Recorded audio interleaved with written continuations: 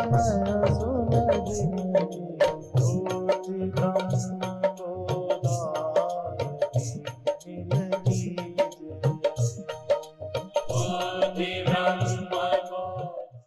सच्चिदानंद भगवान की, सनातन धर्म की,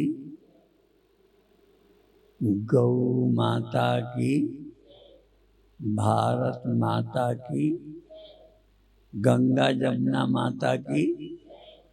इकट्ठे बोलो, ठीक है।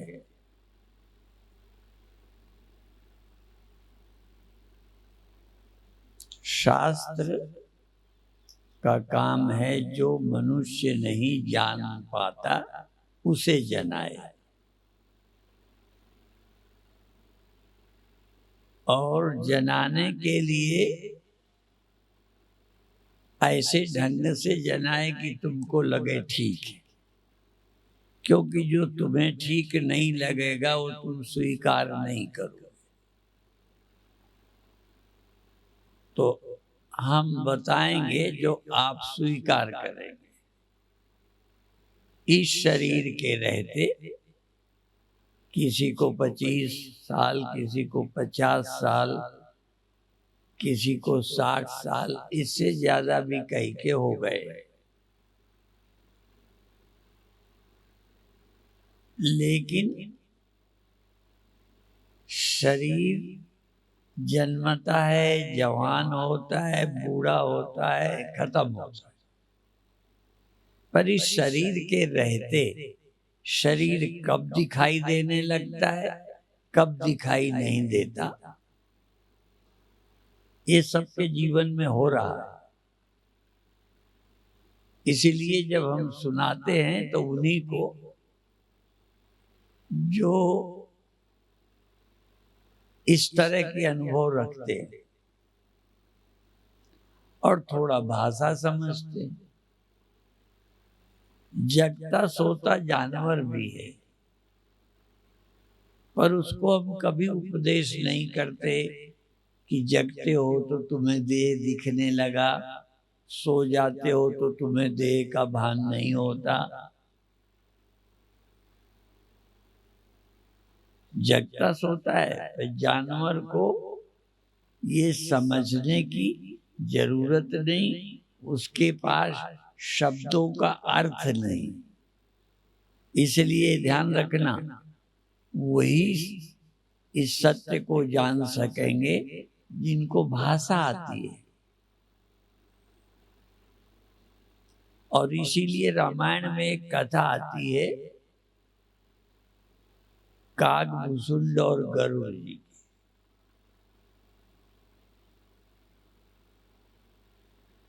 गरुड़ जी को भ्रम हो गया था, क्योंकि ये सबने सुन रखा है राम का भजन करने से लोग मुक्त हो जाते हैं।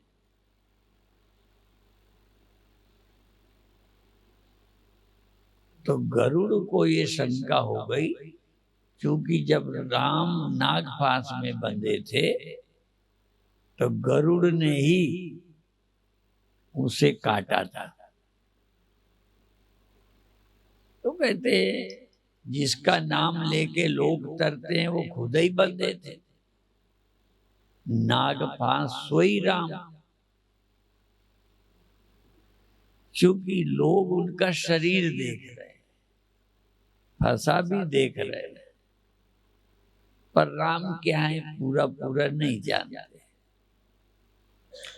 तो गरुड़ ने पूछा, तो कागभूषुंड ने कहा, मिलो गरुड़ मार्ग में मोही।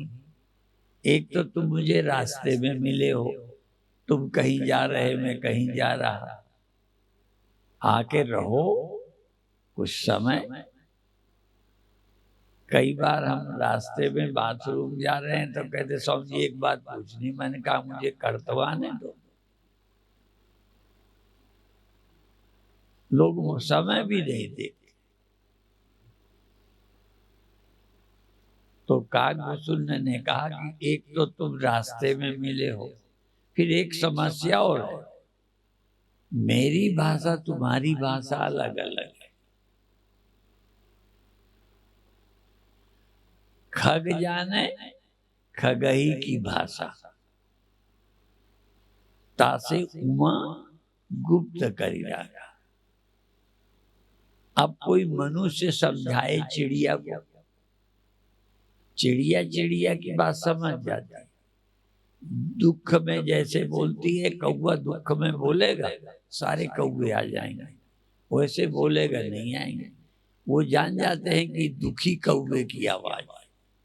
तो खग जाने खगही की भाषा, समझने के लिए वो भाषा आनी चाहिए। इसलिए मनुष्य मनुष्य को समझा सकता है, जानवर को मनुष्य नहीं समझा सकता, जानवर मनुष्य को नहीं समझा सकता। समझने के लिए उस तरह के संस्कार, भाषा का ज्ञान चाहिए। तो अब आप समझते हैं, आप जग जाते हो तो आपको इस देह का भान होने लगता है, और जब जग जाते हो तो ही पैरों से चलते हो, जग जाते हो तभी काम काज करते हो, और जब सोए होते हो तो शरीर पड़ा रहता है, कहीं चलता नहीं। इसका मतलब शरीर भी है, इसके अंदर एक जग जाने वाला, सो जाने वाला, केवल शरीर ही नहीं है। या कहें इस शरीर के भीतर भी एक शरीर है। इसलिए धर्म ग्रंथ कहते हैं 3 शरीर हैं, स्थूल शरीर, सूक्ष्म शरीर, और भी एक बोलते हैं कारण शरीर। कारण का सीधा अर्थ है, कारण शरीर माने जिससे सूक्ष्म निकलता है और जिसमें सूक्ष्म समा जाता है। जैसे बीज, बीज किसे बोलते हैं? जिससे अंकुर निकलते हैं। अब दुनिया में ऐसा पौधा नहीं देखा जो बीज से निकले और फिर बीज में समा जाए। पर ग्रंथ कहते हैं ये सूक्ष्म शरीर जिससे निकला उसी में समा जाता है और रोज समा जाता है। पेड़ के समाने की प्रक्रिया जरा अलग है। अभी बीज से पेड़ निकला, अब बीज में पेड़ समा जाएगा, पर कब वो बड़ा होगा, फूल आएंगे, फल लगेगा, तब वो पेड़ उस बीज में समा जाएगा और उस बीज से फिर वृक्ष निकल सकता है। सीधा नहीं समझ आता। तो इसी तरह ये अंतःकरण, सूक्ष्म शरीर रोज निकलता है, और कारण में जागृत, स्वप्न, सुषुप्ति, अज्ञान में ये रोज सूक्ष्म शरीर समा जाता है और रोज निकल आता है। जागृत और स्वप्न में तो रहता है, समझ आता है, सुषुप्ति में तो कुछ लगता है रहता ही नहीं। ऐसा नहीं, रहता तो है पर अव्यक्त हो जाता है। जैसे भगवान ने कहा मृत्यु में भी कुछ चीजें अव्यक्त हो जाती, अव्यक्तादीनि भूतानि, ये अंतःकरण आदि सारी सृष्टि पहले अव्यक्त थी, अप्रकट थी। सृष्टि नहीं समझो तो अंतःकरण समझ लो। ये अव्यक्त में रहता है फिर व्यक्त हो जाता है। बिना साधना के आप इस अंतःकरण को नींद में, गहरी नींद में समा जाता है। कोई दुख नहीं, चिंता नहीं, भय नहीं। जागृत में हटाए हटाए परेशान है, तो ये समा गया और फिर निकल आया। जैसे सुनते हैं, हमारा निजी अनुभव नहीं है कि पहले जब यज्ञ होते थे तो उसमें पशु बलि दी जाती थी। अश्वमेध यज्ञ, गोमेध यज्ञ, आहुति कर देते थे। लेकिन तब जब फिर निकाल लेते थे उस अग्नि में, फिर निकल आता था। इसलिए कलयुग में वो यज्ञ वर्जित है, क्योंकि तुम आहुति तो कर दोगे, निकाल नहीं सकते। इसीलिए कई चीजें कलयुग में मना है। आर्य समाज ने ये कहा है, पति न हो, ऐसा कोई हो तो जैसे जानवरों को कृत्रिम गर्भाधान करते हैं, ऐसे ही एक नियोग पद्धति है। तो कलयुग में वो भी वर्जित है। उन नियमों का पालन तुम नहीं कर सकते, इसलिए कलयुग में नियोग पद्धति से संतान नहीं करना। तो ऐसे कई चीजें कलयुग में वर्जित है। फिलहाल अपन बता रहे थे अंतःकरण रोज निकल आता है और गहरी नींद में समा। नींद माने अज्ञानता में, अज्ञान कारण है, वही समा गया और फिर रोज निकल आया। ये आपको नहीं करना पड़ता, इसमें आपकी मेहनत में हो जाता है। रोज गहरी नींद से निकल आता है कि आप निकालते हो और रोज गहरी नींद में समा जाता है। इसलिए निद्रा को, अज्ञान को कारण कहा है, कारण शरीर। स्थूल शरीर, सूक्ष्म शरीर, कारण शरीर। कारण शरीर माने जिससे सूक्ष्म निकलता है उसका नाम कारण है। न तो निकालने के लिए आप कुछ करते हो, न समाने के लिए। प्रकृति स्वयं बीज से वृक्ष निकाल देती है और वृक्ष में फिर बीज आ जाता है। ये वंश चलता रहता है। तो आप एक देह को ही मैं माने बैठे, 90% लोग देह को ही मैं मानते हैं, सूक्ष्म पर ध्यान ही नहीं जाता। सूक्ष्म भी एक शरीर है जो जगता है, स्वप्न देखता है, नींद में जाता है और शरीर छोड़ता है। शरीर को भी वही छोड़ता है, दूसरे शरीर में जाता है। शरीर नहीं जाता, ये स्थूल शरीर नहीं जाता, सूक्ष्म जाता है।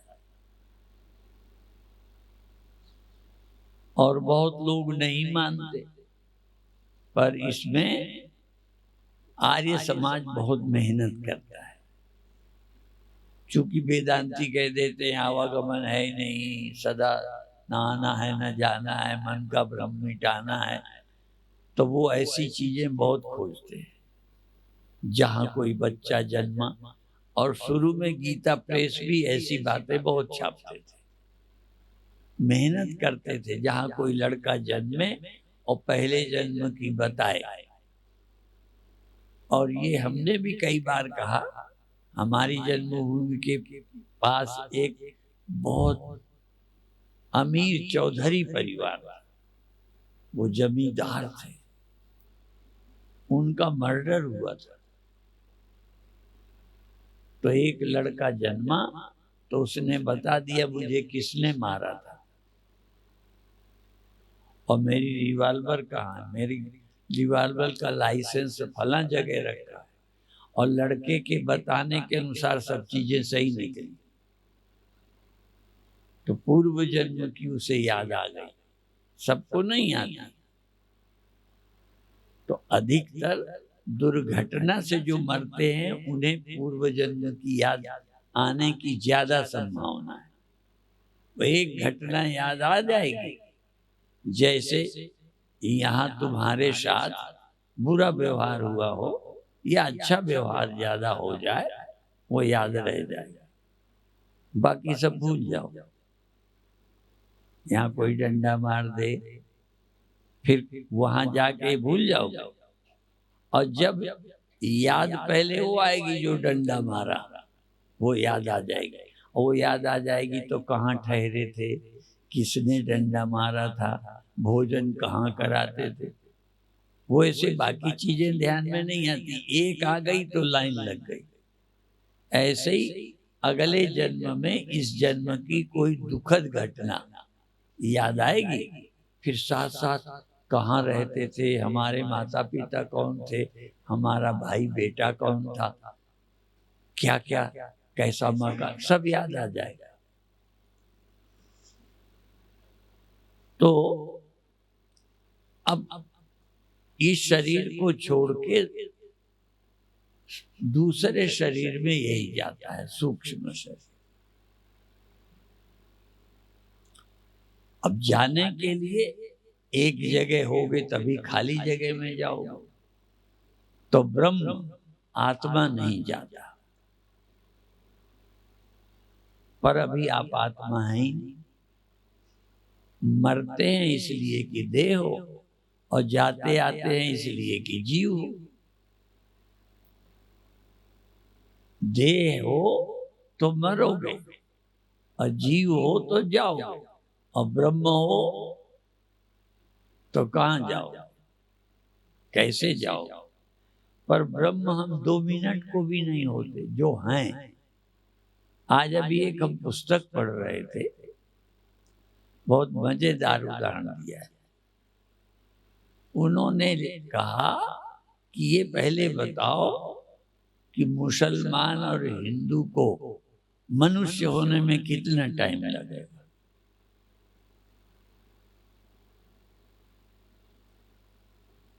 लेकिन जितने झगड़े हैं मुसलमान होने के और हिंदू होने के, मनुष्य है ही नहीं।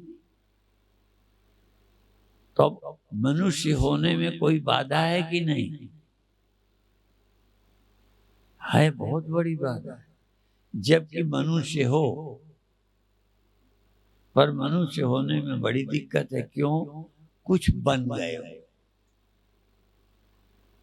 अब आपको मुसलमान को मनुष्य होने में बड़ा टाइम लगेगा, हिंदू को भी मनुष्य होने में बड़ा टाइम लगेगा, और हिंदुओं को ब्राह्मण क्षत्रिय वैश्य शूद्र जो कुछ भी हो, वो शूद्र नहीं है, मनुष्य हैं। तुम ब्राह्मण नहीं हो, मनुष्य हो, इसमें है कठिनाई की नहीं? अभी मिट पाए क्या? तुम मनुष्य ही हो, पर ये शूद्र है, मैं ब्राह्मण हूं, ये बनिया है, मैं ठाकुर हूं। अब ये हटाने में कितना टाइम लगेगा? जो लाद लिया है, मान गए हो, वो हटाने में टाइम है। मनुष्य होने में बिल्कुल नहीं, हो ही मनुष्य, पर आप जो हो उस होने में भी बाधा है। बात समझ लेना, जो हो वही होना मुश्किल है। क्यों? कुछ और होके बैठ गए हो। तो आप जैसे मनुष्य नहीं हो, ये मोटे तौर पर समझ जाओगे। हो तो मनुष्य ही, पर मनुष्य नहीं हो, और मनुष्य होने की मेहनत है कितनी। ये जो आरोप हो गया है, मैं बनिया हूँ, शूद्र हूँ, पंडित हूँ या मुसलमान, अब मनुष्य होने में इतनी कठिनाई है, जो हो गए हो उसका उतारना कठिन है। तब आपको ब्रह्म होने में, तुम हो ब्रह्म, ब्रह्म ही हो, लेकिन ब्रह्म होने में कठिनाई है जो अनुभव कर बैठे। जो आपने अनुभव कर लिया, इसको हटाएं कैसे? इसलिए ये कई बार दोहरा दिया। रंग सत्संग का रंग लागत लागत लागत है, जल्दी नहीं लग रहा। और भ्रम भागत भागत भागत है, और बहुत दिनन का स्वप्न देखने वाला, सो जाने वाला, बहुत दिनन का सोया मनुआ क्या क्या देखता है स्वप्न। बहुत दिनन का सोया मनुआ जागत जागत जागत है। और ये जम्मू की तरफ के भजन बोलते हैं, हमको भूल जाती है, आती तो नहीं है। अब वो गाते हैं एक लाइन बड़ी मजेदार, गुरु ने जगाया मूर्ख फिर सो गए। गुरु ने जगाया अब मूर्ख फिर सो गया। और हमारे पथिक जी महाराज क्या कहते थे, ऐसा जगा दो फिर सो न जाऊं, अपने को निष्काम प्रेमी बनाऊं, मैं स्वरूप को या तुमको चाहूं और पाऊं, संसार का कुछ भय रह न जाए। वो योग्यता दो, सत्कर्म कर लो, अपने हृदय में है? क्या करें, सद्भाव भर लो। भौर नर्तन है साधन, रहेगा नहीं। तुम साधन को बचाए रखना चाहिए। तो भव सिंधु तरने का साधन है, नाव है। और यहाँ तो नाव में पार जाते हो तब छोड़ते हो, यहाँ नाव पार जाओ चाहे न जाओ, नाव छोड़नी ही पड़ेगी। नर्तन है साधन, भव सिंधु तरने का, भव सिंधु तर लो, ऐसा समय फिर आए ना आए। ऐसा नहीं है पार जाओगे तब शरीर छूटेगा। नाव तो लगभग पार होके छोड़ते हो, यहाँ तो न जाओ तब भी शरीर छोड़ना पड़ेगा। इसलिए शरीर रहते पार लग जाओ। इसलिए उपनिषद ने कहा है कि यदि आपने शरीर बिना आत्मा के जाने छोड़ दिया तो बहुत हानि कर ली, नुकसान कर ली, मरना पड़ेगा। यदि शरीर रहते जान लिया, काम बन गया। और जानने का अवसर शरीर रहते ही है, शरीर छोड़ने के बाद नहीं। शरीर, मनुष्य शरीर पाने के पहले भी नहीं। जितनी देर नाव में हो इसी से पार जाओ, चढ़े नहीं तब तक नहीं। इस देह में नहीं आए नहीं तरोगे। इस देह में आने पे और किसी देह में वो नाव नहीं है। गाय भैंस कुत्ता बिल्ली का देह नाव नहीं है, उससे पार नहीं जाओगे। बैठे रहो नाव में, खाओ पियो मौज करो, पिकनिक। और वो क्या बोलते हैं, नाव नवरिया, नौका विहार। बैठे बैठे मौज से खाओ पियो, शादी ब्याह करो, ये नौका विहार है। पार नहीं जाना। पार जाना है तो मौज मस्ती में टाइम कम दो। हाँ, एक सुनाया करते हैं, हमको उर्दू ये सब आता नहीं है। निगाहें रख तू किश्ती पर, निगाहें रख तू किश्ती पर, उस साहिल के तमन्नाई। यदि किनारे जाना है तो नाव पर ध्यान रख। किनारा देखेगा नाव नहीं चलाएगा तो किनारा मिलेगा। अपन किनारा किनारा की सोचते हैं, नाव चलाते नहीं। जो करना चाहिए करते नहीं, मुक्त हो जाए। इसलिए निगाहें रख तू किश्ती पर और साहिल के तमन्नाई कि अक्सर तुगयानी में डूब जाते हैं किनारा देखने वाले। किनारा देखने वाले डूब जाते हैं। तू किनारा मत देख, नाव चला, किनारा आप ही आ जाएगा। तू जो करना है सत्संग कर, पहुंच जाएगा, चिंता मत कर। अभी इतना ही कहकर समाप्त करते हैं। ओम शांति शांति शांति।